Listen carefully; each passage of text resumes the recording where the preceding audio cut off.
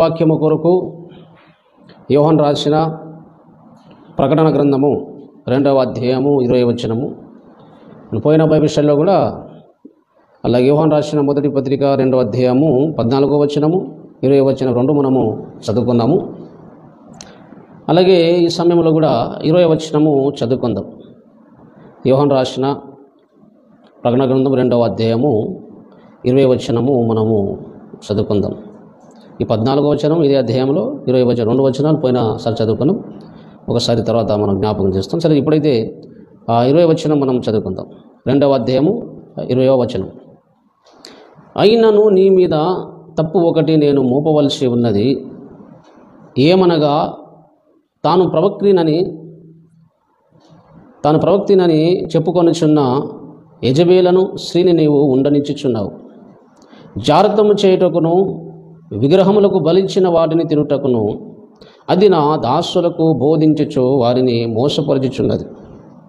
ఈ చదువుకున్న లేఖన భాగాన్ని దేవుడు విరిచి పంచిపెట్టులాగన ప్రార్థన చేద్దాం.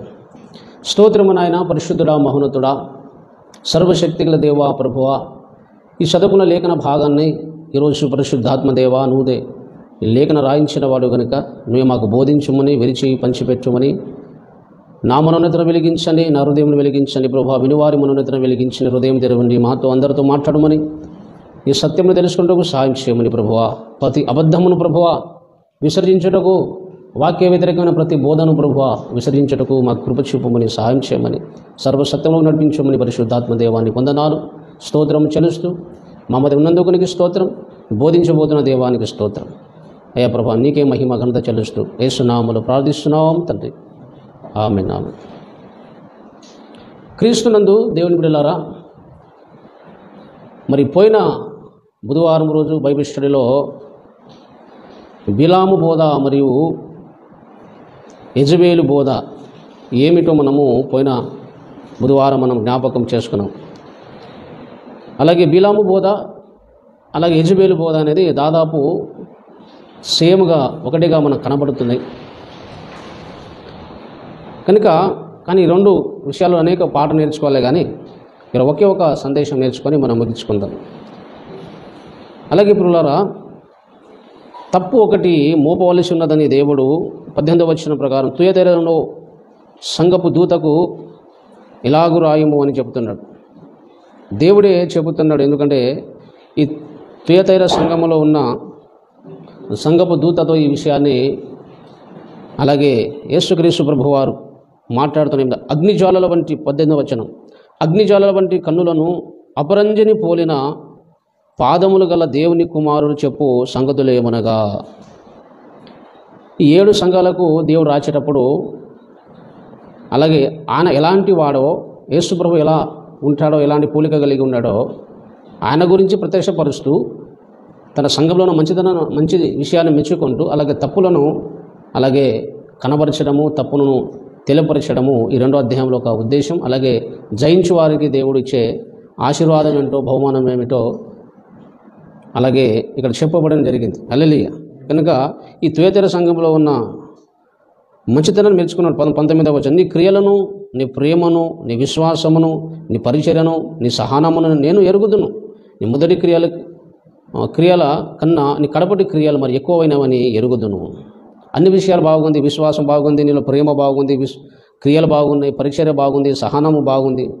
ప్రారంభంలో ఉన్న దానికంటే ఇప్పుడు కడపటి లాస్ట్ చివరి దినాల్లో కడపటి నీ స్థితి అనేది చాలా బాగానే ఉంది ఆత్మీయ జీవితంలో అని చెబుతూ, అయినాను 20వ వచనం, అయినాను నీ మీద ఒక తప్పు ఒకటి మోపవలసి ఉన్నది. అది ఏమిటంటే, తాను ప్రవక్తినని చెప్పుకొనిచున్న యెజబేలు స్త్రీని ఉండనిచ్చుచున్నావు. అంత మంచి క్వాలిటీ ఉన్న ఆ సంఘములోనే, అంత మంచి విశ్వాసం, సహనం, పరిచర్య, చాలా మంచి క్రియలున్న ఆ సంఘంలోనే అలాగే దేవుడు చెబుతున్నాడు, యెజబేలు అనే స్త్రీని నువ్వు ఉండనిచ్చుచున్నావు. ఆ యెజబేలు స్త్రీ మనకి ఎక్కడ కనబడుతుంది? ఏలియా కాలంలో అహాబు భార్య పేరు యెజబేలు. కనుక అది మొదటి రాజుల గ్రంథం 17వ అధ్యాయము 18, 19 అధ్యాయంలో చదివితే యెజబేలు గురించి, ఈ స్త్రీ గురించి మనకు కనబడుతుంది. అంటే పాత నిబంధనలో ఉన్న ఆ ఒక యెజబేలు స్త్రీ ఇక్కడ కొత్త నిబంధనలో మనకు కనబడుతుంది. తన ఆత్మ అనేది పనిచేస్తుంది. ఏలియా కాలంలో ఏలియాను జీవిస్తున్న దైవజనుడు ప్రవక్త ఏలియా జీవిస్తున్న అలాగే ఆ కాలంలో అప్పుడు యెజెబెలు స్త్రీ అలాగే విగ్రహాలకు ఇతర దేవతలను నమస్కరించినట్టు పూజించినట్లుగా జారతం చేయుటకు అనేక నేర్పించడము, విగ్రహాలకు బలించిన వాటిని తినుటకు దేవుని ప్రజలను అలాగే బోధించడం నడిపించడం అన్నది యెజెబెలు స్త్రీ అక్కడ అలాంటి క్రియలు చేయడం జరిగింది. అది మనము మొదటి రాజుల గ్రంథము అలాగే 17 నుంచి 19 అధ్యాయం చదివితే అక్కడ మనము ఆ మొదటి రాజుల గ్రంథం కనపడుతుంది. ఇప్పుడంతా మనం టైం వేస్ట్ కాబట్టి నేను జస్ట్ షార్ట్కట్లో చెప్తున్నా. కనుక యెజెబెలు స్త్రీ ఏం బోధ చేస్తుంది? జారత్వము చేయుటకు, విగ్రహములకు బలిచ్చిన వాటిని తినటకు అది నా దాసులకు బోధించుచు వారిని మోసపరుస్తున్నది. నా దాసులకు, నా సేవకులకు యెజెబెలు స్త్రీ బోధిస్తుందంట. ఏం బోధిస్తుంది? మనం జారత్వం చేయొచ్చు, తప్పేమి కాదు, విగ్రహాలకు బలిచ్చిన వాటిని మనం తినొచ్చు అని అలాగే బోధిస్తున్నది. కనుక పోయిన బైబిల్లో చెప్పాను, మరలా చెబుతున్నాను. దయచేసి ఈ వచనములో సాతాను తంత్రము ఒకటి కనబడుతుంది. ఈ 14వ వచన బిలాము బోధలో అలాగే యెజెబెలు బోధలో సాతాను తంత్రం అనేది మనకు కనబడుతుంది. పోయిన బుధవారం చెప్పిన మరలా చెప్తాను. సాతాను తంత్రం ఏమిటంటే, ఇక్కడ అనేక తంత్రాల్లో ఒక తంత్రం ఏంటంటే, సాతాను కొన్నిసార్లు దేవుని ప్రజలను ఎదుర్కొన్నప్పుడు, దేవుని ప్రజలు బలవంతులు శక్తివంతులు అయినప్పుడు వారిని జయించలేక, హాని చేయలేక, ఏమి చేయలేక వాడు ఏం చేశాడంటే, అలాగే ఏ పాపము చేస్తే మన ఆత్మీయ జీవితంలో బలహీనపడతామో, ఏ పాపం చేస్తే మన మీద దేవుని కోపం వస్తుందో ఆ పాపం అనేది మన ద్వారా చేపించడానికి ప్రయత్నం చేస్తాడు. అలా ఆ పాపం చేసినా పర్వాలేదని ఆ బోధ మెల్లగా బోధించి, ఆ బోధలోకి నడిపించి, అలాగే మన దేవుని కోపం మన మీద వచ్చి అలా మన దేవుడే మనకు చంపనట్లుగా వాడు చేస్తాడు. వాడు మనం చంపలేడు, హాని చేయలేడు. కాబట్టి ఏం చేస్తాడు? ఏ పాపం చేస్తే దేవుడిని మనకు చంపుతాడో, మన మీద కోపం వస్తుందో అలాగే అట్టి పాపం మన ద్వారా చేపిస్తాడు. కనుక పిల్లరా, కాబట్టి ఇక్కడ కూడా ఈరోజు క్రీస్తు సంఘములో ఈరోజు చాలా సంఘాలలో జారత్వం, వ్యభిచారం పెద్ద పాపం ఏం కాదు, జారత్వం చేయొచ్చు, ఒప్పుకోవాలి, క్షమించాలి, పాపం చేయాలి, ఒప్పుకోవాలి, క్షమించాలి అనే బోధ చాలామంది చేస్తూ, ఆ పాపం చేస్తూ చాలామంది దైవ సేవకులు, విశ్వాసులు బోధించుకుంటూ జీవిస్తున్నారు. వాళ్ళు ప్రమాదంలో ఉన్నారు. దేవుని కోపం వారిని రగులుకుంటుంది. వాళ్ళు మారు మనసు పొందితే మంచిది. కానీ ఇక్కడ ఆ జారత్వం చేయటకు బోధిస్తున్నది. రెండోదిగా ఆయన బోధ, యెజెబెలు బోధ రెండోది, విగ్రహములకు బలించిన వాటిని తినుటకు, విగ్రహములకు బలిగా అర్పించిన వాటిని తినుటకును అది నా దాసులకు బోధిస్తున్నది, మోసపరుస్తున్నది. ఈరోజు సాతాను అలాగే పాత నిబంధనలలో ఏ బిలామును వాడుకున్నాడు, అలాగే యెజెబెలు స్త్రీని వాడుకున్నాడు. అదే ఆత్మ ఇప్పుడు కూడా పనిచేస్తుంది. సేవకులకు బోధిస్తున్నది, సేవకులేమో సంఘాన్ని బోధిస్తున్నారు. ఏమిటంటే, విగ్రహాలకు బలిచ్చిన వాటిని మనం తినొచ్చు, నిశ్చయంగా తినొచ్చు, ఏం కాదని ఈ బోధ అలాగే క్రీస్తు సంఘంలో చాలా ప్రచారం అవుతుంది. ఇది ఎంతవరకు సత్యం? యెజెబెలు బోధ, బిలాం బోధ, అలాగే 14వ వచనం కూడా. బిలాం బోధ ఏంటి చెప్పండి? 14వ వచనం ప్రకటన గ్రంథం 2:14లో, అయినను నీ మీద కొన్ని తప్పిదమ్మలు మోపవలసి ఉన్నది, అవేవనగా విగ్రహములకు బలిచ్చిన వాటిని తినట్లు, జారత్వం చేయనట్లు, అలాగే బిలాము బోధన అనుసరించే వాళ్ళు నీలో ఉన్నారు అని ఇక్కడ మనం చదువుకున్నాం. బిలాం బోధ, యెజెబెలు బోధ ఒకటి ఉండదు. కనుక జారత్వం చేయుటకును, విగ్రహములకు బలిచ్చిన వాటిని తినుటకును అది ఆ బోధ బిలాం బోధ, యెజెబెలు బోధ అని 2 వచనం ప్రకారం మనకు అర్థమవుతుంది. పోయిన జారత్వం అంటే ఏమిటో, అది చేస్తే ఎంత ప్రమాదం నేర్చుకున్నాం, అయిపోయింది. ఈరోజు విగ్రహములకు బలిచ్చిన వాటిని తినుట, ఈ విషయం గురించి లేఖనం ఏమి సెలవిస్తుంది, వాక్యం ఏమి సెలవిస్తుంది? విగ్రహాలకు బలిచ్చిన వాటిని మనం తినొచ్చా అనే సంగతిని ఈరోజు స్పష్టంగా మనం నేర్చుకోవాలి. ఇప్పుడు చాలామంది పెద్ద పెద్ద సేవకులు, ప్రవక్తను పేరు పెట్టుకున్న వాళ్ళు, అపోస్తలుని పేరు పెట్టుకున్న వాళ్ళు, క్రైస్తవ సమాజంలో బాగా పేరు పొందిన సేవకులు విగ్రహాలకు బలిచిన వాటిని మనం తినొచ్చు, నిశ్చయంగా తినొచ్చు, ప్రార్థన చేసి తినొచ్చు అనే బోధ ఉంది. అలాగే మన విగ్రహాలు బలిచిన వాటిని తినకూడదు అని చెప్పే సేవకులు కూడా చాలామంది ఉన్నారు. అందులో ఏది సత్యము? లేఖన ప్రకారం ఏది సత్యము? అసలు విగ్రహాలకు బలిచిన వాటిని తినొచ్చు అనేవారు ఏ లేఖనం బట్టి వాళ్ళు బోధిస్తున్నారు? విగ్రహాలకు అలాగే మనం తినకూడదు అనేది, అలాగే తినొద్దు అనే వాళ్ళు కూడా కొన్ని వచనాలు వాళ్ళు చూపెడతారు.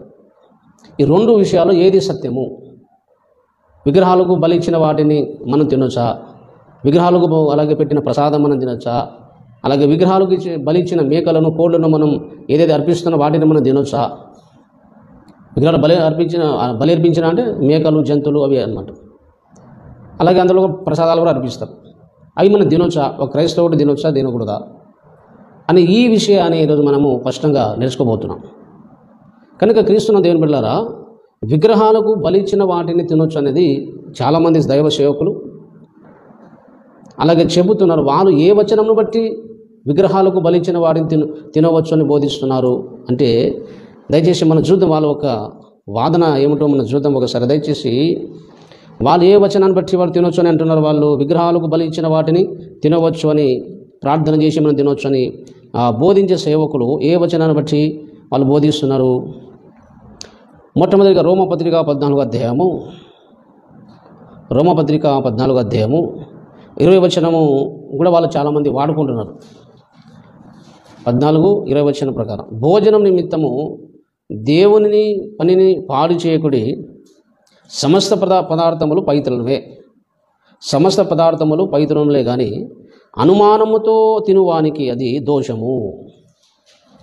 ఇక్కడ సమస్త పదార్థములు పవిత్రమే కానీ విగ్రహాలకు బలిచ్చిన వాటిని డౌట్తో తింటే మంచిది కాదు. డౌట్ లేకుండా మనం నిశ్చయంగా ప్రార్థన చేసి తింటే అది పవిత్రమే తప్ప తింటే మనకి ఏం కాదని ఈ వచనం బట్టి వాళ్ళు బోధిస్తున్నారు. రెండవదిగా వాళ్ళు చూపెట్టే వచనము కొరింథీయులకు రాసిన పత్రిక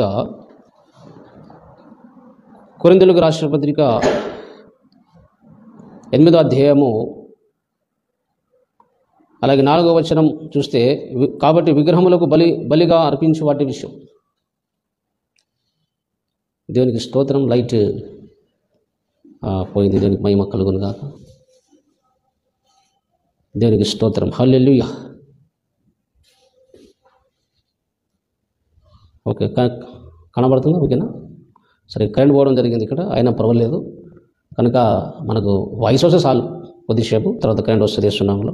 కనుక మొదటి కొరింథీయులకు రాసిన పత్రిక 8వ అధ్యాయము 4వ వచనం నుంచి మనం చూస్తే, విగ్రహాలు బలిగా అర్పించిన వాటిని తినుట విషయం రాయబడింది. అందులో 8వ వచనము, భోజనమును బట్టి దేవుని ఎదుట మనము మెప్పు పొందము, తినకపోయినందున మనకు తక్కువ లేదు, తినినందున మనకు ఎక్కువ లేదు.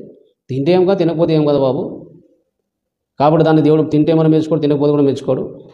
కనుక ఈ వచన ప్రకారం మనము ప్రార్థన చేసి తింటే సరిపోతుంది. కాబట్టి ఈ వచన ప్రకారము వాళ్ళు చాలామంది ఏం చెప్తారంటే, అలాగే భోజనం తిన్నాయేమో తినకపోయినా ఏం కాదని, తప్పకుండా ఈ వచనం బట్టి మనం తినొచ్చు అని వాళ్ళు చెబుతున్నారు. తిన్నా పెద్ద ఫరకపడదు, తినకపోయినా కూడా ఫరకపడదు, అంటే ఇన్నెట్గా తినొచ్చు, పెద్ద సమస్య ఏం లేదు అని ఈ వచనం బట్టి వాళ్ళు కొంతమంది బోధిస్తున్నారు. దేవునికి స్తోత్రం. అలాగే వాళ్ళు ఇంకా ఏ వచనం వాడుతున్నారంటే, మొదటి కొరింథీయులకు రాసిన పత్రిక 10వ అధ్యాయము 27వ వచనం, అవిశ్వాసులలో ఒకడు మిమ్మల్ని విందునకు పిలిచినప్పుడు వెలుటకు మీకు మనసు ఉండని ఎడల మీకు వడ్డించినది ఏదో దానిని గురించి మనసాక్షి నిమిత్తము ఏ విచారణ చేయక తినుడి అన్నాడు. అవిశ్వాసులు ఎందుకు పిలుస్తారు? అలాగే వాళ్ళు ఏం పెడితే తినాలి, వడ్డించడానికి తినాలి. కాబట్టి అవిశ్వాసులు విగ్రహాలు బలిచిన వాటి తినము అని చెప్తారు కనుక అక్కడ విందు చేస్తే అక్కడ పోయి తినాలి అని చెప్పేసి ఈ వచనాన్ని వాళ్ళు ఉచ్చరించి ఈ వాక్యం ప్రకారం మనం తినొచ్చు అనే విషయాన్ని ఇక్కడ చాలామంది దైవ సేవకులు బోధిస్తున్నారు. ఇంకా విగ్రహాలకు బలిచ్చి వాటిని తినుట విషయంలో ఇంకా వాళ్ళు బోధిస్తున్న అలాగే వచనాన్ని జ్ఞాపకం చేసుకున్న విషయాలను మనం చూస్తే, తిమోతికి రాసిన పత్రిక దయచేసి తిమోతికి రాసిన పత్రికలో మనం చూసినప్పుడు అక్కడ ఒక వచనాన్ని వాళ్ళు 4వ అధ్యాయం, మొదటి తిమోతికి రాసిన పత్రిక 4వ అధ్యాయము, మొదటి తిమోతికి రాసిన పత్రిక 4వ అధ్యాయము అలాగే 4వ వచనం, దేవుడు సృజించిన ప్రతి వస్తువు మంచిది, కృతజ్ఞతాస్తుతులు చెల్లించి పుచ్చుకొని ఎడల ఏది నిషేధింపదగినది కాదు. దేవుని వాక్యం స్పష్టంగా చెప్తున్నది. ఎలాగనగా అది దేవుని వాక్యం వలన ప్రార్థన వలనను పవిత్రపరచబడుచున్నది.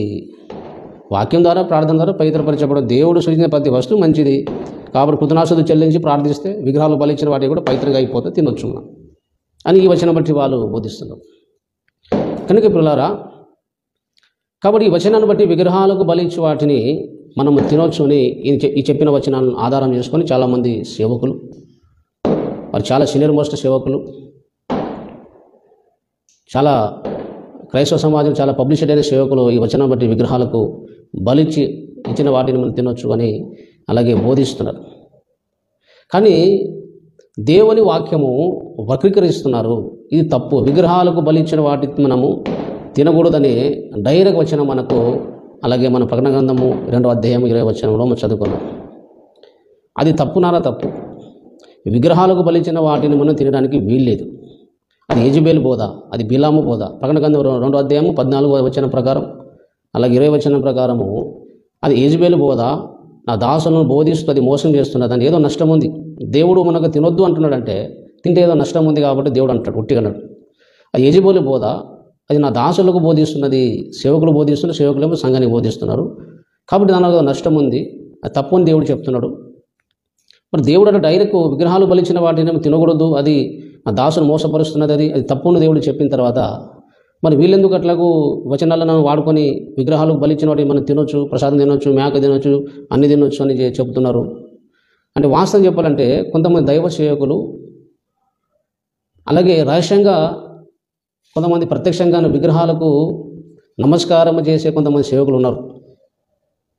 అది మీకు విచిత్రంగా ఆశ్చర్యంగా అనిపించవచ్చు, కానీ నాకు తెలిసిన కొంతమంది రహస్యమైన కొన్ని శక్తులను వాడుకునే కొంతమంది దైవ సేవకులు పేరు పెట్టుకున్న వాళ్ళు రహస్యంగా విగ్రహాలను చేసేవాళ్ళు నాకు తెలుసు. కొంతమంది పేరు చెప్పను, కానీ రహస్యంగా వాళ్ళు విగ్రహాలను చేస్తారు కనుక, కొంతమంది ప్రత్యక్షంగా విగ్రహాలకు నమస్కారం చేసేవాళ్ళు ఉన్నారు కనుక. కొంతమంది అలాగే విగ్రహాలకు బలి ఇచ్చిన వాటిని మనం తినొచ్చు అనే విషయాలని చాలామంది సేవకులు అలాగే బోధిస్తున్నారు. ఇది యెజబెలు బోధ, ఇది అబద్ధపు బోధ, సాతాను బోధ.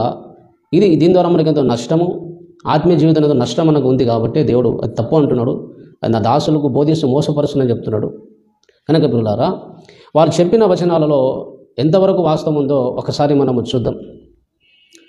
విగ్రహాలకు బలించిన వాటి ఏదే వచనాలు వాళ్ళు చూపెట్టుకున్నారో ఆ వచనాలన్నీ కూడా వాక్యం వక్రీకరించారు తప్ప అది వాస్తవం కాదు.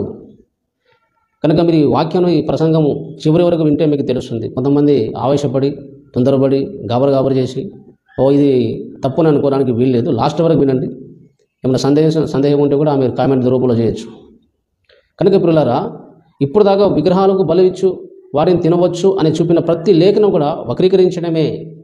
ఏ లేఖనం కూడా వాళ్ళు విగ్రహాలు బలించిన వాడిని తినమని చెప్పిన వచనాలు కావు. ఆ సందర్భాలు వేరు, అక్కడ ఉన్న సిచ్యుయేషన్ వేరు.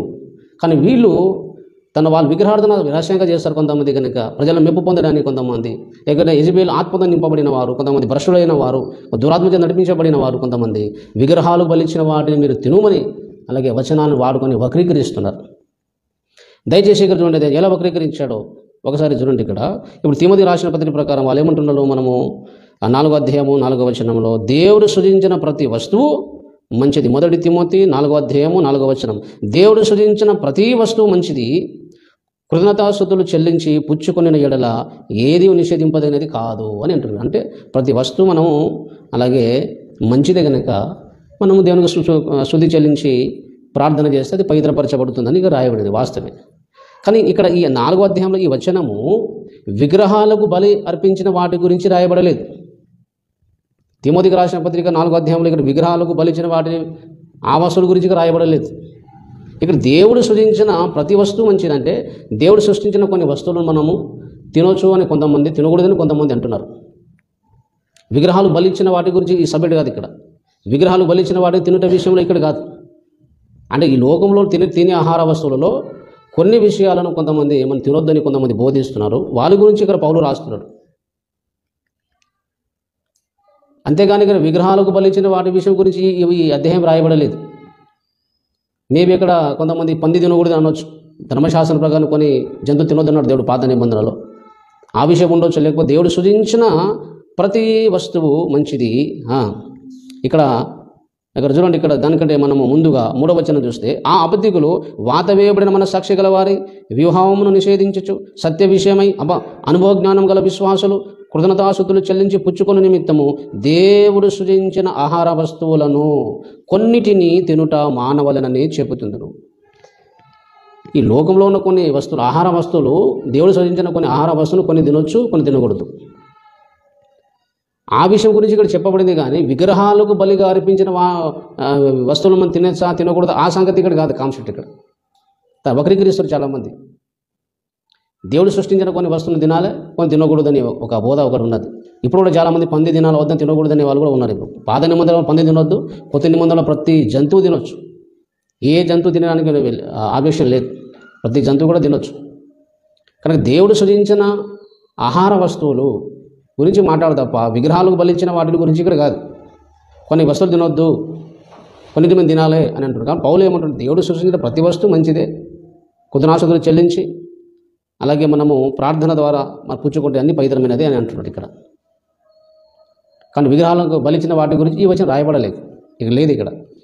కనుక పిల్లారా, మీకు ఇది వచనానికి మనం తోడుగా కొన్ని విషయాలు అర్థం కావాలంటే రోమపత్రిక 14వ అధ్యాయము, రోమిలకు రాసిన పత్రిక 14వ అధ్యాయంలో ఇంతకుముందు ఈ అధ్యాయంలో ఒక వచనం వాడుకుంటారు వాళ్ళు. ఏ వచనమో 20 వచనము 14-20లో, భోజనం నిమిత్తం దేవుని పనిని పాడు చేయకండి, సమస్త పదార్థములు పవిత్రమే.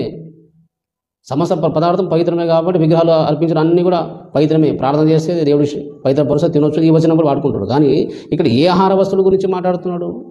విగ్రహాలకు బలిచ్చిన వాటి గురించి ఇక్కడ మాట్లాడుతున్నాడా? అలాగే ఈ అధ్యాయం దేని గురించి మాట్లాడుతున్నాడు?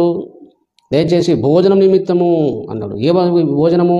14వ అధ్యాయము దయచేసి మన 2వ వచనంలో చూడండి. ఒకడు సమస్తమును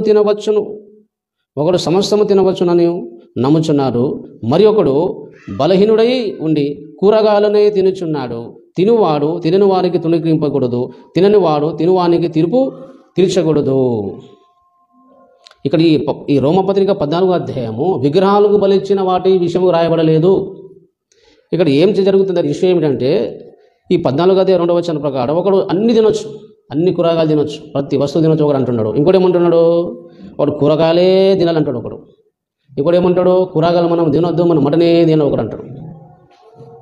అదే అక్కడ విషయం అంటాడు. అందుకే పౌలు ఏమంటాడు అంటే 20వ వచనంలో, భోజనం నిమిత్తం దేవుని పని పాడు చేయకండి, సమస్త వస్తువులు పవిత్రమే. దేవుడు సూచించిన ప్రతి వస్తువు పవిత్రమే. కాబట్టి కూరగాయలు తినొచ్చు, అలాగే మనం మాంసం తినొచ్చు, ఏదైనా తినొచ్చు. నీకు ఇష్టం ఉంటే మాంసం తిను, లేకపోతే ఇష్టమైతే కూరగాయలే తిను. ఏది తిన్నా కూడా వాటిని దేవుడు తీర్పు తీర్చాడు, అన్ని పవిత్రమే. కానీ నువ్వు కూరగాయలు తింటున్నావు కాబట్టి, మటన్ ఇష్టం లేదు కాబట్టి మటన్ తినే వారికి నువ్వు తీర్పు తీర్చొద్దు. అలాగే మటన్ తినేవాళ్ళు అలాగే కూరగాయలు తినని వారికి తీర్పు తీర్చడానికి వీల్లేదు. రెండు తినొచ్చు, ఏదైనా ఇష్టం కానీ తీర్పు తీర్చొచ్చు. మరి దేవుడు చేర్చుకున్నాడంటాడు 4వ వచనంలో. ఆ విషయం దేవుడు చెప్తాడు, దేవుడు అతనిని చేర్చుకొనేను, పరుని సేవకునికి తీర్పులు తీర్చుటకు నీవెవడు, అతను నిలిచునుట అయినను పడి ఉండుట అయినను అతని సొంత యాజమానుని పనియే, అతడు నిలుచును, ప్రభు అతను నిలబెట్టుటకు శక్తి గలవాడు అన్నాడు. ఇంకోటి అంటున్నాడంట 5వ వచనం, ఒకడు ఒక దినము కంటే మరి ఒక దినం మంచిదని దినం ఎంచుచున్నాడు, మరి ఒకడు ప్రతిదినము సమానంగా ఎంచుచున్నాడు. అది సంగతి. ఒకడేమో కొన్ని దినాలు మంచిది, కొన్ని మంగళవారం మంచిది, శుక్రవారం మంచిది అని నమ్ముతారు. అప్పుడు కాలంలో కూడా రోమ సంఘంలో కూడా కొంతమంది అట్లాగే నమ్ముతున్నారు. కొంత ఈ దినాలు మంచిది, కొంతమంది అన్ని దినాలు మంచిది అని కొంత నమ్ముతున్నాడు అంట. ఒకడు కూరగాయలు ఏ దినాలు అంటాడంట. ఈ కొంతమంది కూరగాయలు మనము తినకూడదని ఒకడు అంటాడంట. ఒకడు అన్ని తినొచ్చు, మటన్ చికెన్ తినొచ్చు అంటాడు. కాదు కాదు, మన కూరగాయలే మనము అలాగే తినాలని కొంతమంది చెబుతున్నారు. ఆ విషయం చెప్తే విగ్రహాలకు బలిచ్చిన వాటి గురించి ఈ సందర్భం కాదు, సందర్భోచితంగా మనము అలాగే మనము వాక్యాన్ని మనం ఉపదేశించాలి. కాబట్టి ఈ సందర్భం ఏమిటంటే విగ్రహాలకు బలిచ్చు వాటి గురించి కాదు, సాధారణమైన అలాగే ఆహారం గురించి. మటన్ తినన్నా, కూరగాయలు తినన్నా, అన్ని తినొచ్చా, ఆ విషయంలో ఇక్కడ అలాగే జరుగుతున్నది. ఆ విషయంలో పౌలు ఏమంటాడంటే, అలాగే సమస్త వస్తువులు పవిత్రములే, అనుమానం తినొద్దు. కూరగాయలైనా మటైనా ఏదైనా అన్ని పవిత్రమైనదే. అనుమానంగా తింటే అది నీకు అలాగే దోషం ఉంటుంది. అది ఏం కాదని తింటే ఏం కాదు అని ఇక్కడ పౌలు చెప్తున్నాడు. కానీ ఇది కూరగాయల మటన్ గురించి కొన్ని వస్తువుల గురించి ఇక్కడ రాయబడింది. అలాగే తిమోతి రాసిన పత్రిక 4వ అధ్యాయంలో కూడా విగ్రహాలకు బలిచ్చిన వాటి తిను విషయంలో అక్కడ రాయబడే సందర్భం వేరు. దేవుడు సృజించిన కొన్ని వస్తువులు కొన్ని తినొచ్చు, తినకూడదు. ఇక్కడ చర్చ జరిగింది. ఇక్కడ ఇలాంటి చర్చ ఇక్కడ ఉండొచ్చు మేబీ. అలాగే ఇక్కడ ఎలాగైతే అలాగే కూరగాయలు తినని ఒకడు అంటాడు, ఒకడు అన్ని కూరగాయలు తినాలా, మటన్ తినాలి, అన్ని తినాలని సమస్తం తినొచ్చు అని ఒకడు అంటాడు.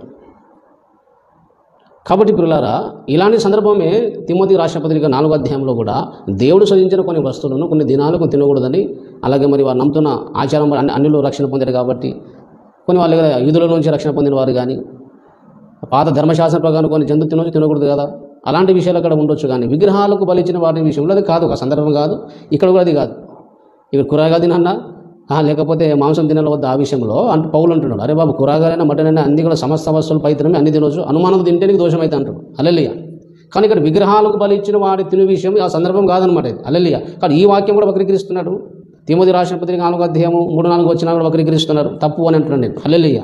ఇంకో వచనం ఏం చూపెడతారు వాళ్ళు? 1 కొరింథీయులకు రాసిన పత్రిక 10వ అధ్యాయము అలా 27వ వచనం చూపెడుతున్నారు. అవిశ్వాసులలో ఒకడు మిమ్మల్ని విందుకు పిలిచినప్పుడు వెలుటకు మీకు మనసు ఉండిన ఎడల మీకు వడ్డించినది ఏదో దానిని గురించి మనసాక్షి నిమిత్తము ఏ విచారణ చేయక తినుడి అన్నాడు. అన్యుడు ఒకడు అవిశ్వాసం దేవుని నమ్మని వారు ఎవరు దావతకు విందుకు పిలిచాడు. ఆ పిలిచినప్పుడు మీరు ఏం చేయాలా? అలాగే మీరు మనసు ఉంటే పోయి తినండి, ఏ విచారణ తినండి అన్నాడు. కాబట్టి విగ్రహాలకు అన్యుడు అంటే విగ్రహాలు బలిచిన వాటి దావత్ పిలుస్తాడు. అడవి సందేహం లేకుండా మీరు తినొచ్చు అని ఈ వచనం బట్టి వాడుతున్నాం. అది కూడా తప్పే. విందు అనేది పెళ్లి విందు ఉండొచ్చు, ఇంకా ఎన్నో రకాల విందులు ఉన్నది. బర్త్డే ఉంటుంది, పెళ్లి ఉంటుంది, మ్యారేజ్ డే ఉంటుంది, ఎన్నో రకాల విందు ఉంటుంది. ఆ విందుకు అవిశ్వాసులు మీకు విందుకు పిలిచినప్పుడు భోజన పంక్తికి మీరు కూర్చున్నప్పుడు 29వ వచనం చూడండి. ఇక్కడ ఏమంటాడంటే 28వ వచనం అయితే ఎవడైనాను మీతో ఇది బలి అర్పింపబడినదని చెప్పిన ఎడల అట్లు తెలిపిన వాని నిమిత్తమును మనసాక్షి నిమిత్తమును తినకూడి అన్నాడు. మనసాక్షి నిమిత్తం తినదు, గుర్తుపెట్టుకుని తర్వాత చెప్తాను నేను మనసాక్షి గురించి. అలాగే అట్లు తెలిపిన వాని నిమిత్తమును మనసాక్షి నిమిత్తం మీరు తినకూడి అన్నాడు. అవిశ్వాసులు మీకు దావతు పిలిచాడు. దావతు పిలిచినప్పుడు ఇది విగ్రహాలకు బలిపించినది అని ఎవరైనా చెప్తే అది మీరు తినకూడి అని 28వ వచనంలో చాలా స్పష్టంగా చెప్పాడు పౌలు. హల్లెలూయా. కనుక ప్రియులారా, ఈ వచనం కూడా అలాగే అవిశ్వాస విందులకు పిలిస్తే వాడు విగ్రహాలకు కాదు, విగ్రహాలు బలిపించిన వాటిని తినమని కాదు. ఇది విగ్రహాలకు బలి అర్పించబడింది మీకు ఎవరికి తెలిస్తే వెంటనే తినకుండా పారిపోమంటాడు. తినకూడి అన్నాడు, డైరెక్ట్ అన్నాడు స్పష్టంగా అక్కడ. కాబట్టి కింద వచనం చూపెట్టకుండా పైన వచనం చదివేసి వాక్యానికి అలాగే వక్రీకరించి విగ్రహాలకు బలిచిన తినమని వాళ్ళు చెప్తున్నారు. హల్లెలూయా.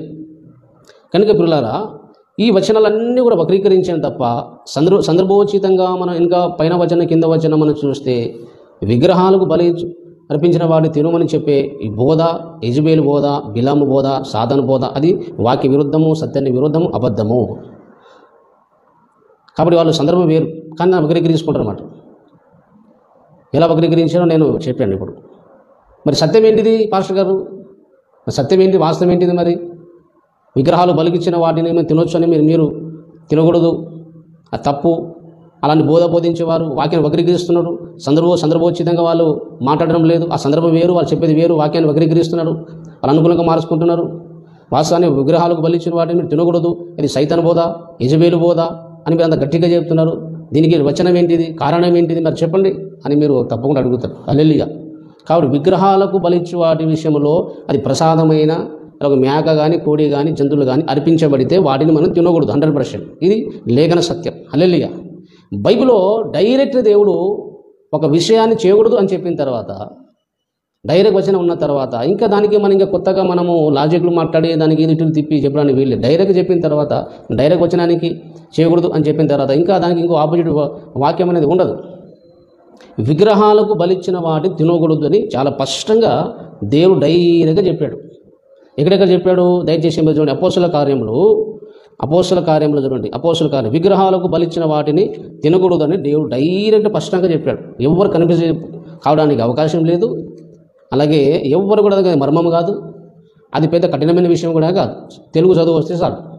కాబట్టి విగ్రహాలకు బలిచ్చి వాటిని తినుట విషయంలో తినవచ్చు అని చెప్పేటోళ్ళు ప్రతిదీ కూడా వాక్యం వక్రీకరిస్తారని మనం ఇంతకుముందు ఆ వాక్య ప్రకారం చదివాను. అర్థం కాకపోతే మరలా దయచేసి వచనం చదువుతూ మరలా వినండి. ఇప్పుడు మనం తినకూడదు, విగ్రహాలకు బలి అర్పించిన వాటిని మనం తినకూడదు అని బైబిల్ చెబుతుంది. అది సత్యము, వాస్తవము. మరి ఎక్కడ చెప్పబడింది? మొట్టమొదటి లేఖనం చూడండి, అపోస్తుల కార్యం 15వ అధ్యాయం 28-29వ వచనం. అపోస్తుల కార్యములు అలాగే 15వ అధ్యాయము 28వ వచనం 29వ వచనం. విగ్రహములకు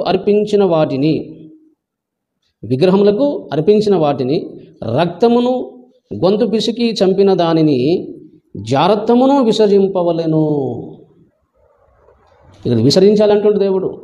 విసర్జించడం అంటే మానుకోవాలి, అలా అసహించుకోవాలా, విడిచిపెట్టాలా. ఏమేమంట? విగ్రహాలకు బలిర్పించిన వాటిని రక్తమును తినుట, అలాగే గొంతు పిసికి చంపిన దానిని జారత్వమును విసర్జింపవలెను. ఈ ఆవశ్యకమైన వాటి కంటే ఎక్కువైన ఏ భారము మీ మీద మోపకూడదని పరిశుద్ధాత్మకును మాకును తోచెను. దేవునికి మహిమ కలుగునుగాక. వీటికి దూరముగా ఉండుటకు జాగ్రత్త పడితిరా, అది మీకు మేలు. మీకు క్షేమము కలుగును గాక అంటుండే ఇక్కడ. మీరు విగ్రహాలకు, ఇక చాలా అంశాలు ఉన్నాయి, విగ్రహాలకు అర్పించిన వాటిని మీరు తింటే అలాగే మీకు నష్టం మీద కీడు జరుగుతుంది. వాటిని మీరు విసర్జిస్తే మీకు మేలు కలుగుతుంది, క్షేమం కలుగుతుంది. ఇది పేతురు చెప్తున్నాడు, అది నాకును పరిశుద్ధాత్మకు తోచింది. ఇది ఎవరి గురించి మాట్లాడుతున్నాడు? అన్యజనుల గురించి. 19వ వచనం. కాబట్టి అన్యజనులలో నుండి దేవుని వైపు తిరుగుచున్న వారిని మనం కష్టపెట్టక, మరి ఇబ్బంది పెట్టక, వారికి పరిశుద్ధాత్మకు నాకు ఒక తోచింది. వాళ్ళకి ఏం ఉపదేశం? అన్యులకు మీరు విగ్రహాలకు అర్పించిన వాటి తినొద్దు, రక్తము తినొద్దు, గొంతు పీసికి చంపిన దాన్ని తినొద్దు, జారత్వమును విసర్జించాలి. వీటికి మీరు దూరంగా ఉంటే అది మీకు మేలు, మీకు క్షేమమని చాలా స్పష్టంగా రాయబడింది. డైరెక్ట్గా చెప్పండి ఇక్కడ, విగ్రహాలకు అర్పించిన వాటిని మీరు విసర్జించాలి, తినొద్దు. హల్లెలూయా, దేనికి మహిమ కలుగుగా. ఈ మొదటి వచనం. అలాగే రెండవ విషయం ఏంటిది, ఎక్కడ రాయబడింది? దయచేసి 1 కొరింథీయులకు రాసిన పత్రిక 2వ వచనం. విగ్రహాలకు అర్పించిన వాటిని మనము తినకూడదు అని దేవుడు డైరెక్ట్గా స్పష్టంగా చెప్పాడు. అది కనిపి చేయడానికి వీలు లేదు. అక్షరాలకు దేవుడు చెప్పాడు. 1 కొరింథీయులకు రాసిన పత్రిక 10వ అధ్యాయము దయచేసి మీరు చూడండి. 19వ వచనం నుంచి కొన్ని వచనాలు మనం చదువుకుందాం. ఇక నేను చెప్పినదేమి, విగ్రహ అర్పితములో ఏమైనా ఉన్నదనియు విగ్రహములలో ఏమైనా ఉన్నదనియు నేను చెప్పేదనా? ఏది లేదు. ఆ విగ్రహంలో ఏం లేదు, విగ్రహంలో ఉన్న అర్పించిన వాటిలో ఏం లేదు. వాటిలో దయ్యాలేం దూరం, వాస్తవమే. అంత మాత్రమే తిరుగుమని కాదు ఇక్కడ చెప్పేది. పౌలు ఏమంటుండో అక్కడ చూడండి. ఇక్కడ ఏమంటుండో 20వ వచనం. అన్యజనులు అర్పించు బలులు దేవునికి కాదు దయ్యములకే అర్పించుచున్నారని చెప్పుచున్నాను. అన్యజనులు దేనికి అర్పిస్తున్నారు? వాళ్ళు విగ్రహాల దగ్గర, వాళ్ళు మేకను కానీ ఏదైనా కానీ ఒక వస్తువు కానీ వాళ్ళు ఏదైనా ఆహార వస్తువులు కానీ వాళ్ళు విగ్రహాల దగ్గర అర్పించినప్పుడు వాళ్ళు దేవునికి కాదు దయ్యాలకే అర్పిస్తున్నారు అంటున్నారు. దయ్యాలకు అర్పిస్తే ఏం చేయాలి మరి పౌలన్నా? మీరు దయ్యములతో పాలువారగుట నాకు ఇష్టము లేదు. అదేంటిది? విగ్రహాలకు అర్పించే ప్రతి దేనికి అర్పిస్తున్నట్టు వాళ్ళు దయ్యాలకు. ఆ దయ్యాలలో మీరు పాలువారగుట నాకు ఇష్టం లేదు. అక్కడ ప్రసాదం పెట్టినా అలాగే వాటిని మనం తినొద్దు. అక్కడ అంటున్నాడు 21వ వచనం. మీరు ప్రభు పాత్రలోనిది దయ్యముల పాత్రలోనిది కూడా త్రాగనేరరు. ప్రభు బల్ల మీద ఉన్న దానిలోను దయ్యముల బల్ల మీద ఉన్న దానిలోను కూడా పాలు పొంద నేరరు. ప్రభువునకు మీరు రోషం పుట్టించదమా? ఆయన కంటే మనం బలవంతులమా అన్నాడు. కాబట్టి విగ్రహాలకు 19వ వచనం విగ్రహం అర్పితంలో గురించి ఇక్కడ మాట్లాడుతున్నాడు. అరే అన్యజనులు అర్పించే ప్రతి విగ్రహాలు అర్పించే ప్రతి వస్తువు వాళ్ళకు దేవునికి కాదు దయ్యాలకి అర్పిస్తున్నారని ఇక్కడ దేవుని వాక్యం సెలవిస్తుంది. కాబట్టి దయ్యాలకు అర్పించిన వాటిలో మీరు తిన్నప్పుడు దయ్యాలతో మీరు పాలివార అవుతారు. కాబట్టి దయ్యాలతో మీరు పాలివార కూడా నాకు ఇష్టము లేదు. కనుక విగ్రహాలు అర్పించిన వాటి దయ్యాలకు అర్పించినప్పుడు అక్కడ ఉన్న అర్పించిన వాటిని భోజనం చేసినప్పుడు తిన్నప్పుడు మీరు దయ్యాలతో మనం పాలిభాగసులుగా అవుతున్నాం. ప్రభు బలలో మీరు తిని అలాగే ప్రభులో మనము శరీరత్వంలో మనం పాల్పొందుతున్నామంటే అది మనం అందులో క్రీస్తు శరీరంలో మనం పాలుభాగసులు అవుతున్నామని 16-17 వచనంలో అన్నాడు. అట్లాగే మనం కూడా దయ్యాలకు అర్పించే విగ్రహాలకు అర్పించిన వాటిని తింటే అది మన దయ్యాలతో మనము పాలుభాగసులుగా అవుతున్నామని ఇక్కడ చెబుతున్నా. కనుక అది మీరు ఇది పాలు పొందనేరదు అన్నమాట. 21వ వచనం ప్రకారం 1 కొరింథీ 10:21 ప్రకారము అది దయ్యాలకు అర్పిస్తున్న కనుక, అలాగే మీరు విగ్రహాలు అర్పించే ప్రతిదీ దయ్యాలకు అర్పిస్తున్నారు కనుక మీరు ప్రభు పాత్రలో నుండి దయ్యాల పాత్రలో నుండి కూడా త్రాగనేరరు. ప్రభు బల్ల మీద ఉన్న దానిలోను దయ్యముల బల్ల మీద ఉన్న దానిలోను కూడా మీరు పాలు పొందనేరరు. తినొద్దు. విగ్రహాలు బలకు అర్పించిన వాటిని ప్రసాదం తినొద్దు, అక్కడ పెట్టిన తినొద్దు. విగ్రహం ఉన్నది పూజ కొరకు అక్కడ స్వీట్ కానీ వస్తువులు కానీ కొబ్బరికాయ కానీ ఏదైనా కానీ లేక మేక కానీ కోళ్ళు కానీ అర్పించిన వాటిని విగ్రహాలు అర్పించిన వాటిని అలాగే ప్రసాదమైన అలాగే మనము తినొద్దు ఇక్కడ చెప్తున్నాడు. అలాగే మనం అక్కడ విగ్రహములకు అర్పించిన వాటిని మనం తినొద్దని అపోస్తలుల కార్యంలో చూశాం 15వ అధ్యాయంలో. కాబట్టి అక్కడ ప్రసాదమైన తినొద్దు, అలాగే మనము మేకలను కూడా కోళ్ళు కానీ ఏది అర్పించినా సరే విగ్రహాలు అర్పించిన వాటిని మనం తినకూడదని ఇక్కడ పౌలు భక్తుడు డైరెక్ట్ చెప్తున్నాడు. అది తింటేమో దయ్యాలతో మీరు పాలుభాగసులు అవుతారు, తినొద్దు అన్నాడు. దయచేసి ఇక్కడ చూడండి, ఇక్కడ ఇంకో మాట అన్నాడు. ఏమన్నాడంటే 25వ వచనంలో మనస్సాక్షి నిమిత్తము ఏ విచారణ చేయక కటిక వాని అంగడిలో అమ్మున్నదేదో దాన్ని తినవచ్చు. అంగడిలో వాడు కటిక వాడు కోస్తాడు, దాన్ని తినండి అన్నాడు. దాన్ని తినడం ఎందుకు అంటున్నాడు అంటే విగ్రహాలు అర్పించిన మేఘాలు కానీ కోళ్ళు కానీ మీరు తినొద్దు, మాంసం తినొద్దు, ఏదైనా అర్పించినా సరే అది దూడ కావచ్చు, మేక కావచ్చు, కోళ్ళు కావచ్చు, ఏ జంతువు అయినా సరే అక్కడ విగ్రహాలు కనిపిస్తే, దయ్యాలు కనిపిస్తున్నాను, వాటిని మీరు తినొద్దు. తింటే మీరు దయ్యాలతో మీరు భాగస్వాలు అవుతారు. అలా భాగస్వాలు కావడము అది దేవుని చిత్తం కాదని పౌలు భక్తుడు డైరెక్ట్గా స్పష్టంగా చెప్తున్నాడు. అది తినకూడదు కాబట్టి అంగడి వాటిలో కటిక వాడు కోసి మనము అలాగే అమ్మేటోళ్ళ దగ్గర కొనుక్కొని మీరు తినండి, మాంసం తినండి, కానీ విగ్రహాలు కనిపించిన వాటిని మీరు తినొద్దని ఇక్కడ అలాగే స్పష్టంగా చెబుతున్నాడు. హల్లెలూయా. అలా 28వ వచనంలో చూడండి, ఈ రెండో వచనం, ఈ రెండో విషయం ఇక్కడ 1 కొరింథీ 10:20-21 తినకూడదని చెప్తున్నాడు. 25వ వచనం కూడా మన కటికవాడి అంగడిలో అమ్మునదేదో దాన్ని తినవచ్చు అంటే విగ్రహాలు బలిచిన వాడు తినకూడదు. ఇది కూడా మన సాక్ష్యం ఇస్తుంది ఇండైరెక్ట్గా.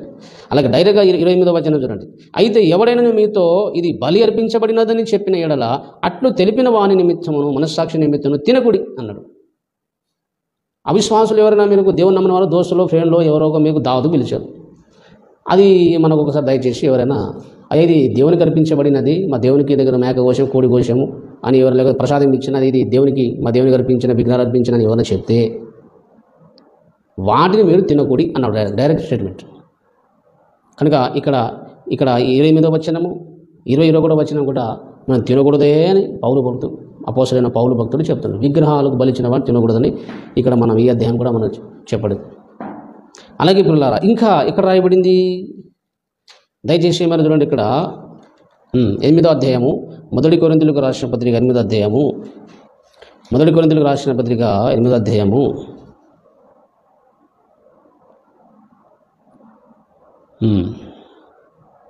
7వ వచనం, అయితే అందరికీ ఈ జ్ఞానము లేదు, కొందరు ఇది వరకు విగ్రహమును ఆరాధించిన వారు కనుక తాము భుజించు పదార్థములు విగ్రహములకు బలి ఇవ్వబడినవని ఎంచి భుజింతురు. ఇందువలన వారి మనస్సాక్షి బలహీనమై అపవిత్రమగుచున్నది. విగ్రహాలకు బలి ఇచ్చిన వారిని ఎంచి తింటే అలాగే మనస్సాక్షి బలహీనమై అది అపవిత్రపరుగుచున్నదని ఇక్కడ దేవుడు చెబుతున్నాడు. హల్లెలూయా.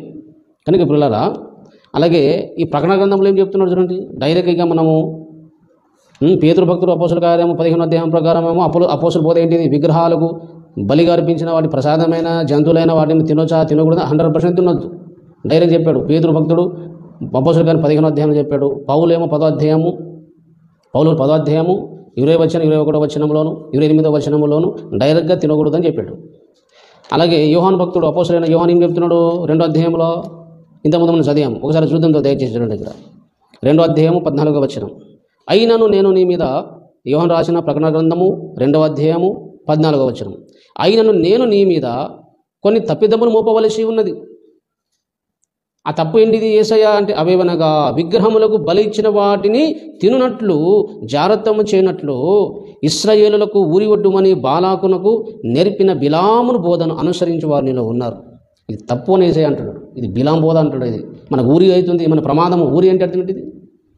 మన ప్రమాదం ఏదో నష్టం ఉంది తింటే. కాబట్టి ఇలాగ దేవుడు అంటున్నాడు, తప్పు అంటున్నాడు ఇక్కడ దేవుడు. జాగ్రత్తము చేయకూడదు, విగ్రహాలకు బలిచ్చి వాటికి జాగ్రత్తతో సమానంగా ఇక్కడ పోలుస్తున్నాడు. జాగ్రత్తం చేయడం ఎంత పాపమో విగ్రహాలకు అలాగే బలిచిన వాటిని తినడం కూడా అంతే పాపం. వ్యభిచారం చేయడం ఎంత పాపమో విగ్రహాలకు అర్పించిన వాటిని తినడం కూడా అంతే పాపం అంటాడు ఇక్కడ. ఇది బిలం బోధ, ఇది తప్పు అని దేవుడు ఇక్కడ ఖండిస్తున్నాడు. ఇది కూడా ఈ వచనం మనం తినకూడదే చెప్తుంది కదా. మరి విగ్రహాలు బలిచ్చిన వాటి తినకూడదని అక్షరాలుగా ఫస్ట్గా డైరెక్ట్గా చెప్పిన తర్వాత ఇక మనం మళ్ళీ ఏం చెప్తాను? డైరెక్ట్గా దేవుడు చెప్పిన తర్వాత దాని వ్యతిరేకంగా ఇంకో వచనం ఉండదు. అలా 20 వచనంలో ఏం చెప్తున్నాడు? అయినను నీ మీద తప్పు ఒకటి మోపవలసి ఉన్నది అన్నాడు ఇక్కడ కూడా. తుయతైర సంఘంలో దూతకు చెప్తాను, నీ మీద ఒక తప్పు మోపవలసి ఉన్నదని యేసుక్రీస్తు ప్రభు వారే మాట్లాడుతున్నాడు. మన విమోచకుడు మన ప్రభువు యేసుక్రీస్తు ప్రభు మాట్లాడుతున్నాడు ఏంటంటే, అలాగే ఈమె తప్పు ఒకటి మోపవలసి ఉన్నది. ఏంటిదే తప్పు? యెజబెల్ స్త్రీని ఉండొచ్చుచున్నదు.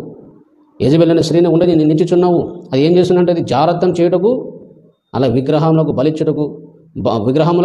బలి ఇచ్చిన వాటిని తినుటకును అది నా దాసులకు బోధించుచు వారిని మోసపరుచున్నది అంటున్నాడు. అది మోసము చేస్తున్నది, నష్టమున్నది ఏదో తప్పు అంటున్నాడు. విగ్రహాలు బలిగిచ్చి వాడిని తినట విషయంలో యెజబెల్ స్త్రీ నా దాసులకు సేవకులు బోధించి మోసం చేస్తున్న డైరెక్ట్గా దేవుడు చెప్పాడు. ఇంకేని వచనం చూపెట్టండి. కనుక పిల్లారా, విగ్రహాలకు బలిగా అర్పించిన ప్రసాదము కానీ అలాగే మనం మేకలు కానీ కోళ్ళు కానీ ఏది తినొద్దు. తినొద్దని దేవుడు డైరెక్ట్గా చెప్పాడు. నేను ఇక తినకూడదని డైరెక్ట్గా ఉన్న తర్వాత తినొచ్చు అని చెప్పేసి ఇంతకుముందు వాళ్ళు ఏ వచనానికి వాడి ఆ సందర్భం ఏమి ఇంకా ముందు చూడకుండా డైరెక్ట్గా వచనం చదివేసి వాక్యం వక్రీకరి చేస్తున్నాను ఇంతకుముందు నేను చెప్పాను. చాలామంది సేవకులు అన్నమాట వెనక ముందు చూడకుండా వాళ్ళు అనుకున్నగా ఉన్న వాక్యాన్ని ఏదో చదివి తినొచ్చు మనం ఏం కాదు ప్రార్థన చేసుకోవడానికి పవిత్రం అంటాడు. మరి బీరున్నది దాని కూడా మనం ప్రార్థించి పవిత్రపరుస్తాడా? విగ్రహాలు బలిగా అర్పించిన తినొద్దురా దేవుడు చెప్పిన తర్వాత మన అన్ని చాలా వస్తువులు వాటి కూడా మనం దేవుడు పవిత్రపరచగలుగుతాడా? వాటిని కూడా తినొచ్చా అనే ఒక ప్రశ్న వస్తుంది మనకు. కనుక ఎప్పుడులారా డైరెక్ట్గా తినకూడదు స్పష్టంగా దేవుడు చెప్పాడు. దానికి ఇంకో కన్ఫ్యూజ్ కాదు, తెలుగు చదువు వస్తే చాలు, లేక వినడానికి చెవులు ఉంటే చాలు. కాబట్టి ఇప్పుడు నేను చెప్పాను, నేను విగ్రహాలకు బలిచ్చిన వాటి తినకూడదు ఎన్ని వచనం చెప్పాను నేను? డైరెక్ట్ వచనం. అలాగే అపోస్తల కార్యం 15వ అధ్యాయం 28-29 వచనం తినకూడదన్నాడు. మొదటి కొరింథీయులకు రాసిన పత్రిక 10వ అధ్యాయము 20 వచనం 21వ వచనం ప్రకారం, అలాగే 25వ వచనం ప్రకారం 28వ వచనం ప్రకారం డైరెక్ట్గా తినకూడదని పౌలు చెప్పాడు. అలాగే ప్రకటన గ్రంథము 2వ అధ్యాయము 14వ వచనము 20 వచనములో కొత్త నిబంధన గ్రంథములోనే అలాగే 2 వచనాలు కూడా ఎన్ని వచనాలు డైరెక్ట్గా తినకూడదు, అది యెజెబెలు బోధ, బిలాము బోధ, అది తప్పు అని దేవుడు స్పష్టంగా చెప్పాడు. ఎవరైనా ఎంత పెద్ద సేవకుడైనా సరే వాక్యం కంటే గొప్పడు కాదు. నేను చాలాసార్లు చెప్తుంటా, అని పేద సేవకుడు కాబట్టి తప్పు చేయడం లేదని లేదు. బీలాము కూడా ఒకడు మహాప్రవక్త అనే దేవుడే తన ఇంటికి వచ్చి డైరెక్ట్ మాట్లాడే స్థితి బీలాంది. కానీ బీలాం ఏమైంది? భ్రష్టుడు అయిపోయాడు. ఎందుకు భ్రష్టుడు అయిపోయాడు? అలాగే బీలాము మహాప్రవక్త అనే కానీ భ్రష్టుడై నరకానికి వెళ్ళిపోయి నాశనం అయిపోయాడని పోయిన బైబిల్ నుంచి చెప్పాను. బీలాం ఎందుకు నాశనం అయిపోయాడు? నరకం పోయాడు. అంత పెద్ద ప్రవక్త ఎందుకు నరకం పోయాడు? ఎందుకంటే మంచి వ్యక్తిని, మంచి ప్రార్థన పరుడే, దేవుని సరమైనటోళ్ళే, కానీ నరకానికి పోయాడు భ్రష్టుడై. ఎందుకు? దుర్నీతి వలన పాపం వలన వచ్చే ఆ బహుమానము డబ్బును ప్రేమించి ఆశించి నరకానికి వెళ్ళిపోయాడు. అలాంటి బిలాము లాంటి దుర్నీతి వలన తర్వాత సుఖభోగాల కొరకు పాపము కొరకు ఆశించేవారు విగ్రహాలకు బలిచ్చిన వాటిని చాలామంది బోధిస్తున్నారు. కొంతమంది సేవకులేమో తెలియక పాపం వాళ్ళు సరిగా వాక్యం తెలియకుండా బోధిస్తున్నారు. వాళ్ళు ఈ వాక్యం ఏంటంటే మీరు మార్చుకుంటే మీకు దేవుడు ఆశీర్వదిస్తున్నాడు.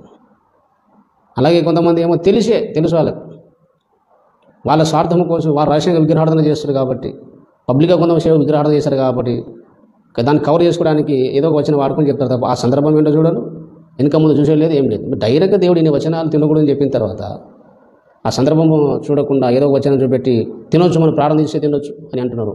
ఇది యెజెబెలు బోధ అని చెప్పడం లేదా? బైబిల్ బిలాం బోధ అని దేవుడు చెప్పడం లేదా? అది తప్పు ఉంది దేవుడు యేసుప్రభువు చెప్పడం లేదా?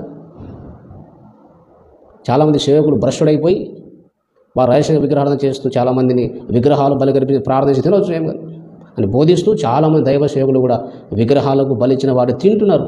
నేను కూడా ఒకప్పుడు ఈ బోధ విని మోసపోయింది, మారుమనిషి పొందిన నేను. విగ్రహాలకు బలి అర్పించిన వాడు తినొచ్చిన ఒక బోధకుడు చెప్తే నేను కూడా తిని అలా కొన్ని నష్టపోయాను. నేను తెలియక అట్లా చాలా తెలియకుండా కొంతమంది సేవకులు ఉన్నారు పాపం. గుడ్డిగా అయ్యగారు చెప్పింది రైట్, మా పెద్ద అయ్యగారు చెప్పింది సత్యం తప్ప అని చెప్పింది వాక్యం ప్రకారం ఉన్నదా లేదా అని పరిశోధన ఉండదు, పరీక్ష ఉండదు, బైబిల్ చదువు ఉండదు.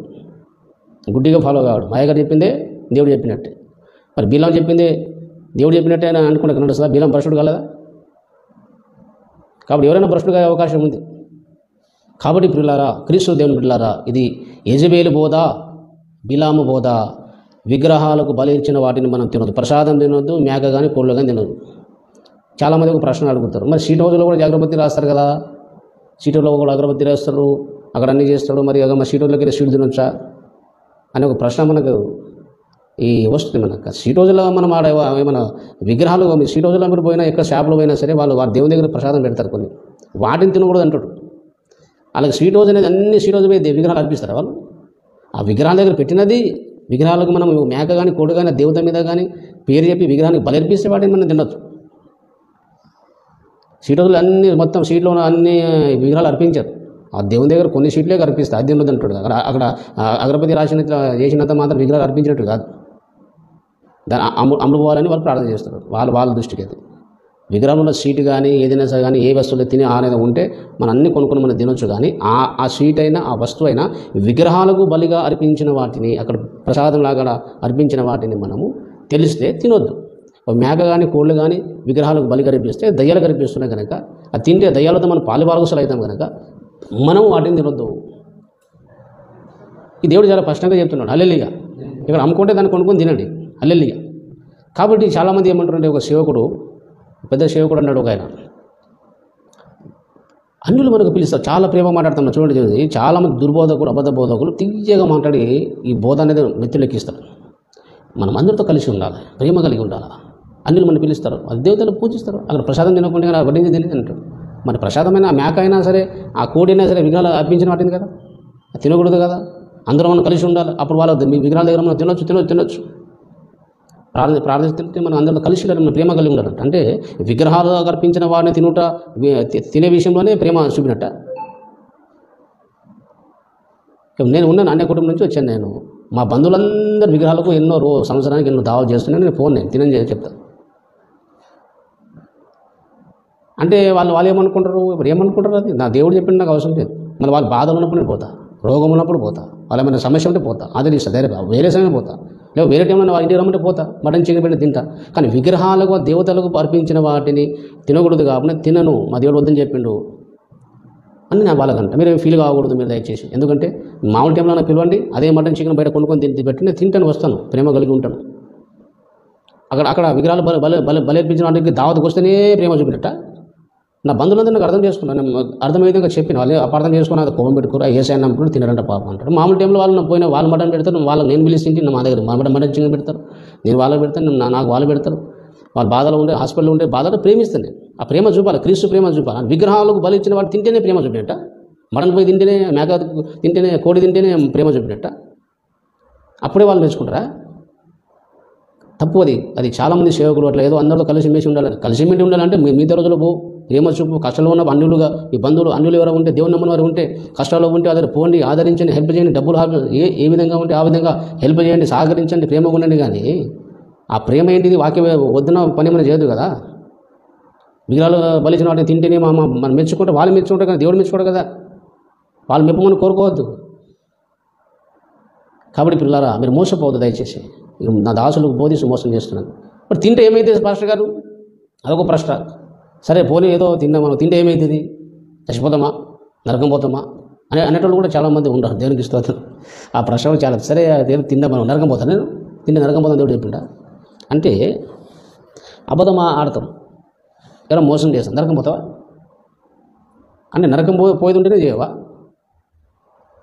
కొన్ని విషయాలు నరకంగా మనం కొన్ని తప్పులు చేసిన నరకానికి కొన్ని విషయాలు అబద్ధం ఆడతావు, ఒక నష్టం చేస్తావు, హాని చేస్తావు. ఒకడు దాన్ని బట్టి క్రియను బట్టి పరలోకంలో కొంత ఇది నష్టపోతాం. కానీ దానికి నరకం పంపడు దేవుడు. అంటే నాది అబద్ధం ఆడతావా, మోసం చేస్తావా, నష్టం చేస్తావా? దేవునికి ఇష్టం అది? నీకు ఎవరు అట్లాగే నష్టం చేస్తే నాకు సంతోషం ఉంటుందా? అక్కడ న్యాయం తప్పిపోతున్నాం మనం. కనుక పిల్లరా, నరకానికి పోతుంది కాదు, మనకు కొంత ఆత్మీయంగా నష్టం ఉంది. నా దాసులకు అది బోధిస్తూ మోసపరుచున్నది తప్పు అని అంటున్నాడంటే ఏదో మనకు నష్టం ఉంది. విగ్రహాలకు బలించిన వాడి తింటే ఏమి నష్టము, ఏమవుతుంది? లేఖనం ఏం సెలవిస్తుంది? అది మనం మోసం చేస్తున్నది, సాతాను కుట్ర. విగ్రహాలకు బలించిన వాడిని తినిపిస్తే సాతానుకు లాభము, విశ్వాసులకు నష్టం ఉంది, ఆత్మీయంగా నష్టం ఉంది. ఏం నష్టం ఉంది? దయచేసి చూడండి, ఇక్కడ లేఖనంలో చూద్దాం. విగ్రహాలకు బలించిన వాటిని తింటే మనకు కలిగే నష్టం ఏంటిది? దేవుడు ఏం చెప్తున్నాడు, ఎందుకు తినొద్దు అంటున్నాడు? దయచేసి చూడండి, చక్క చెప్పి నేను ముగిస్తాను. మొదటి కొరింథీయులకు రాసిన పత్రిక 8వ అధ్యాయం చూడండి. తింటే మనకి ఏమవుతుంది? 8వ అధ్యాయం చూడండి. తింటే ఏమవుతుంది? దేవుడు వద్దన్న ప్రతి విషయం కూడా పాపమే కదా. దయచేసి చూడండి, ఇక్కడ 8వ అధ్యాయము, మొదటి కొరింథీ 8వ అధ్యాయము 7వ వచనం. అయితే అందరికీ జ్ఞానం లేదు, కొందరు ఇదివరకు విగ్రహములకు ఆరాధించిన వారు గనుక తాము భుజించు పదార్థములు విగ్రహమునకు బలి ఇయ్యబడినవని ఎంచి భుజింతురు.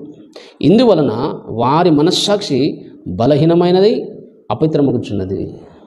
విగ్రహాలకు బలిగా అర్పించబడిందని తెలిసి మనం తింటున్నామంటే అలాగే నీ మనస్సాక్షి బలహీనంగా అయిపోతుంది, అపవిత్రమవుతుంది, మనస్సాక్షి దెబ్బతింటుంది నీకు. ఈ మనస్సాక్షి ఎందుకు పెట్టాడు దేవుడు? మనస్సాక్షి ఎందుకు పెట్టాడు? ఇది మనస్సాక్షి బలహీనంగా అయిపోతుంది, అపవిత్రం కూడా అవుతుంది. కనుక మనస్సాక్షి ఎందుకు పెట్టిండు దేవుడు అంటే మనలో ఎప్పుడు తప్పు చేసేటప్పుడు అది మనకు గంట కొడుతుంది. దేవుని వ్యతిరేకంగా తప్పు చేసినా, ఎవరైనా సరే ఏ మనిషి తప్పు చేసినా తప్పు చేయదు అనే గంట మనం కొడుతూనే ఉంటుందన్నమాట. కాబట్టి అది అపవిత్రం అయిపోతే, అది బలహీనంగా అయిపోతే, నువ్వు తప్పు చేసినా సరే అది నోరు మూసుకుంటుంది కనుక. అలాగే ఇప్పుడు నువ్వు తప్పు చేసినా నీకు తప్పుగా అనిపించదు, అనేక పాపాలు చేయడానికి అవకాశం ఉంది కనుక నీ మనస్సాక్షి బలహీనంగా ఉండదు, బలంగా ఉండాలి, పవిత్రంగా ఉండాలి. అప్పుడే నువ్వు తప్పు మార్గం చేసిన వెంటనే గద్దిస్తుంది, వెంటనే నువ్వు సరైన మార్గం నడుస్తావు. కాబట్టి మనస్సాక్షి ఎందుకు పెట్టిన దేవుడు? మనలో ఉన్నది దేవుని వ్యతిరేకమైన, ప్రభు వ్యతిరేకమైన పాపం చేయకుండా మనకు గద్దించడానికి, గుర్తు చేయడానికి మనస్సాక్షి పెట్టు. అదే అపవిత్రమైతే, అదే బలహీనంగా అయిపోతే, అదే నోరు మూసుకుంటే నువ్వు తప్పు మార్గం నడిచినా నీకేమనిపించదు. తప్పు మీద తప్పు చేస్తూనే ఉంటూ నశించిపోతావు. అంత డేంజర్ ఉంది అది. కాబట్టి యోహాను సువార్త 8వ అధ్యాయము 9వ వచనం చూడండి. వారా మాట విని పెద్దలు వారు మొదలుకొని చిన్నవారి వరకు ఒకని వెంట ఒకడు బయటికి వెళ్ళిరి. యేసు ఒకడే మిగిలేను, ఆ స్త్రీ మధ్యను నిలబడి ఉండేను. ఈ సందర్భం తెలుసు. ఒక స్త్రీ వ్యభిచారం చేస్తే రాళ్లతో కొడితే యేసుక్రీస్తు ప్రభు తన వేలుతో కొన్ని పాపాలు రాశాడు, అందరూ చూశారు. కానీ వాళ్ళలో కూడా కొన్ని పాపాలు కనబడ్డాయి. ఈ మీద రాళ్ళేస్తున్నాం మనము. కాబట్టి స్త్రీ వ్యభిచారం చేసి రాళ్ళేస్తున్న సంపాదన చూస్తాను. ధర్మశాస్త్రం ప్రకారం వ్యభిచారం చేసి సంపాదన రాళ్ళతో కొట్టి అందరూ రాళ్ళే సంపాదం అనుకున్నారు. అప్పుడు యేసు ప్రభు వచ్చాడు. అప్పుడు యేసు ప్రభు ఏమన్నాడు? మళ్ళీ ఈ అన్ని పాపాల గురించి అక్కడ రాశాడు. ఎవరైతే పాపము చేయలేరు ఆ మీద రాయేమని యేసు ప్రభు చెప్పాడు. అప్పుడు అందరూ యేసు ప్రభు రాసిన పాపాలని చూస్తే ఆ పాపాలను అందరూ రాయి పట్టుకుని అందరూ చేశారు. కాబట్టి అది మనసాక్షి గద్దించిందంట, పారిపోయారు. అక్కడ రాయబడి చూడండి. ఇక్కడ 9వ వచనం. వారా మాట విని అంటే ఫుట్నోట్లో ఏముంది? ఫుట్నోట్లో మనసాక్షి చేత గద్దింపబడిన వారే. మనసాక్షి దేవుని వ్యతిరేకంగా మన తప్పు ఉంటే అది గద్దిస్తుంది. మన లోపాలు ఉంటే మనకు గద్దిస్తుంది అన్నమాట. వారా మాట విని దగ్గర ఫుట్నోట్లో ఏముంది? మనసాక్షి చేత గద్దింపబడిన వారు. మనసాక్షి మనకు గద్దిస్తుంది. ఆ మనసాక్షి అనేది అపవిత్రమైతే, బలహీనంగా అయిపోతే, అలాగే నువ్వు తప్పు మార్గంలో నడిచినా నీకేమనిపించదు. అది నష్టం, అది నీ మోసం. అందుకే అది మోసం చేస్తున్నది, అది తప్పు అన్నాడు అంటున్నాడు యేసు ప్రభు. తప్పు మోపుతున్నాడు. తప్పు యెజెబెలు స్త్రీ మీకు మోసం చేస్తున్న బోధించి, ఎందుకంటే విగ్రహాలకు బలిచిన వాటిని మీరు తింటే మీ మనస్సాక్షి బలహీనమవుతుంది, అపవిత్రమవుతుంది. నీ మనస్సాక్షి అపవిత్రంగా ఉంటే దేవునికి సేవించడం చాలా కష్టము. మనం దేవునికి సేవించాలంటే మన మనస్సాక్షి పవిత్రంగా ఉండాలి. దేవునికి మనం ఆరాధించాలంటే నీ మనస్సాక్షి పవిత్రంగా ఉండాలంటాడు దేవుడు. అది యేసుక్రీస్తు ప్రభు శిల మీద రక్తం కార్చి దేనికోసము చాలామందికి తెలియదు. యేసుక్రీస్తు ప్రభు అలాగే మన పాపము చేత అలాగే మనమందరి ఒక మనస్సాక్షి అపవిత్రమైపోయింది. యేసు ప్రభు శిల మీద మరణించి రక్తం కార్చింది మన హృదయం శుద్ధి చేయడానికి మాత్రమే కాదు, మన మనస్సాక్షిని పవిత్రపరచడానికి. ఆయన మన దేవునికి మనం సేవించడానికి మన మనస్సాక్షి పవిత్రంగా పరిశుద్ధంగా ఉండాలి. అందుకే మన మనస్సాక్షిని అపవిత్రపరచుకోకుండా జాగ్రత్త ఉండాలి. దయచేసి 9వ అధ్యాయం చూడండి. హెబ్రీయులకు రాసిన పత్రిక 9వ అధ్యాయంలో మనం చూసి యేసుక్రీస్తు ప్రభు శిల మీద యజ్ఞం ద్వారా జరిగించిన కార్యం ఏంటిది? 14వ వచనం 9:14. నిత్యుడగు ఆత్మ ద్వారా తన్ను తాను దేవునికి నిర్దోషిగా అర్పించుకొనిన క్రీస్తు యొక్క రక్తము నిర్జీవ క్రియలను విడిచి జీవము గల దేవుని సేవించటకు. క్రీస్తు రక్తం ఏం చేస్తుంది? జీవము గల దేవుని సేవించటకు మీ మనస్సాక్షిని ఎంతో ఎక్కువగా శుద్ధి చేయను. హల్లెలూయా. మీ మనస్సాక్షిని శుద్ధి చేస్తుంది రక్తం. ఎందుకు? జీవము గల దేవుని సేవించాలంటే నీ మనస్సాక్షి బలంగా ఉండాలి, పవిత్రంగా ఉండాలి. కాబట్టి దేవుని సేవించడానికి నీ మనస్సాక్షి పవిత్రంగా ఉండాలి. కాబట్టి యేసు రక్తము నీ మనస్సాక్షిని అలాగే పవిత్రపరుస్తుంది. కాబట్టి విగ్రహాలకు బలించిన వాటి తింటే నీ మనస్సాక్షి బలహీనమైపోతుంది, అపవిత్రమవుతుంది. దేవునికి సేవించడంలో నువ్వు తప్పుదారిపోతావు. దేవుని సేవించడం కష్టమవుతుంది. అప్పుడు తప్పు చేసిన గంట కొట్టే ఆ యొక్క మనస్సాక్షి బలహీనంగా అయినప్పుడు అది నీతో మాట్లాడదుగా. తప్పుదారులు వెళ్ళినా అలా ఇది మాట్లాడదు, అది మౌనంగా అయిపోతుంది, నష్టం అవుతుంది. కనుక పిల్లారా, నీ మనస్సాక్షి జీవముగల దేవుని సేవించాలంటే నీ మనస్సాక్షి పవిత్రంగా ఉండాలి. మనస్సాక్షి పవిత్రంగా ఉండాలంటే ఒకటి చెప్తున్నాడు దేవుడు, విగ్రహాలకు బలించిన వాటిని మీరు ఎంచి అలాగే మీరు తింటే, విగ్రహాలు బలించిన వాటిని ప్రసాదం కానీ అక్కడ జంతువులు కానీ తింటే మీ మనస్సాక్షి బలంగా అయిపోతుంది, అపవిత్రంగా అవుతుంది. ఇది మనకు నష్టం. అలాగే రెండవదిగా అక్కడ చెప్తున్నాం కొరింథీయులకు రాసిన పత్రిక 8వ అధ్యాయంలో దయచేసి చూడండి.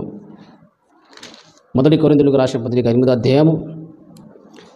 అధ్యాయము దయచేసి 10వ వచనం చూడండి. ఇంకో మాట చెప్తున్నాడు. ఎలాగనగా జ్ఞానం గల నీవు విగ్రహముల యందు భోజన పంక్తిని కూర్చుండగా. ఒకడు విగ్రహముల యందు భోజన పంక్తి కూర్చున్నాడు. ఒకడు విగ్రహాలకు బలిచ్చిన వాటిని తినడానికి భోజన పంక్తి కూర్చున్నాడు. ఒకడు చూచిన ఎడల బలహీనమైన మనస్సాక్షి గలతడు విగ్రహములకు బలి ఇయ్యబడిన పదార్థమును తినుటకు ధైర్యము తీర్చుకొనను కదా. అందువలన ఎవని కొరకు క్రీస్తు చనిపోయానో ఆ బలహీనుడైన ఆ నీ సోదరుడు నీ జ్ఞానమును బట్టి నశించును. నువ్వేమో విగ్రహాలు బలిచ్చిన వాటిని బట్టి అలాగే జ్ఞానం ఎక్కువై విగ్రహాలకు బలిచిన వాటిని తినడానికి భోజన పంక్తి కూర్చున్నావు. ఒకడు బలహీనుడు ఒకడు వచ్చి చూశాడు. అరే మా అయ్యగారే విగ్రహాలు బలిచిన వాటిని తింటున్నాడు కాబట్టి మా సహోదరుడే విగ్రహాలు బలిచిన తింటుండే కాబట్టి వాడు కూడా తినడానికి ధైర్యం తెచ్చుకుంటాడు. అప్పుడు క్రీస్తు ఎవరి కొరకు చనిపోయాడో ఆ సహోదరుడు నిన్ను బట్టి నశించును అన్నాడు. అలాగే 12వ వచనంలో ఇలాగూ సహోదరులకు విరోధముగా పాపం చేయడం వలన వారి బలహీనమైన మనస్సాక్షిని నొప్పించడం వలన మీరు క్రీస్తుకు విరోధముగా పాపం చేయవారగుదురు.